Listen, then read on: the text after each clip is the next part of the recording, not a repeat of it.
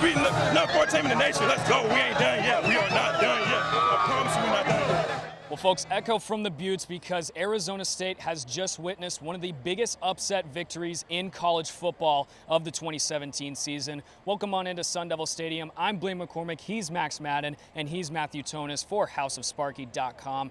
Matthew, I got to ask you, what just happened here? Because nobody expected this. Nobody projected Arizona State to win this game. Washington was ranked number 5, and Arizona State's defense was nowhere near that. How did the defense do it tonight?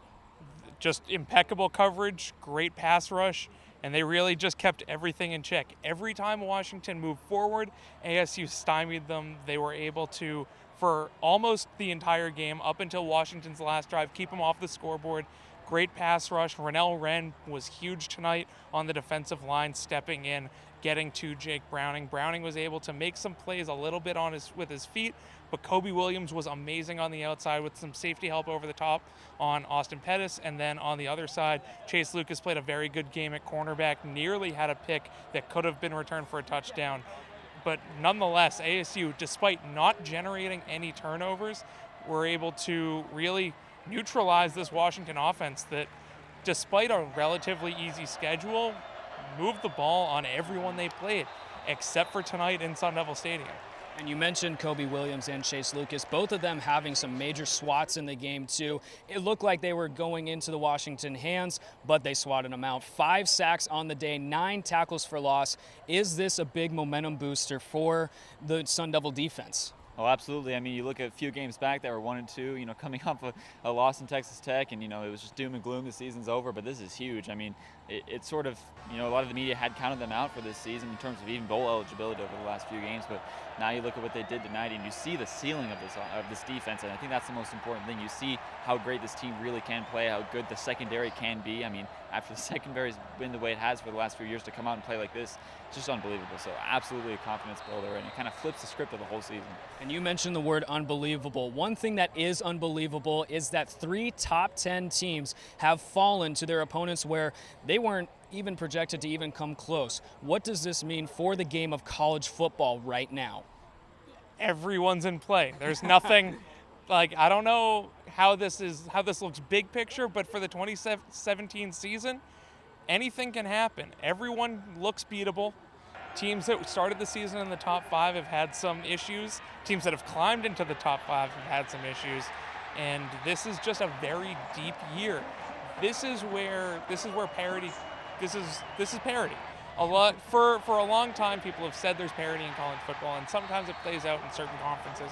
But this year, really, from Team 2 through 129, because Alabama does look unbeatable, but other than that, everyone has shown that they can lose, and that on any given night, any team can win a game. And right now, that's great for the game. Not so great for those top teams and their fan bases, but for those teams like ASU that are kind of in the middle of the pack, they've played one of the hardest schedules in the country this year, and they're at 500 right now. Every team they've lost to has been ranked at some point, and 2 of their wins have come against ranked teams. The only team that hasn't been ranked is New Mexico State. So ASU is faring relatively well against their schedule, and the rest of the country, it's kind of playing out the same way. And guys, one thing that is pretty surprising about this game was the number of times that these two teams found the end zone. It was only twice. What does this mean for the offense? And I mean, we saw that Washington also missed 2 field goals. This is not an offensive game if you're looking at it from a perspective. This is just grit football, big defensive play, something that we see a lot in the SEC, the ACC, different conferences like that. Not something we see from the Pac-12.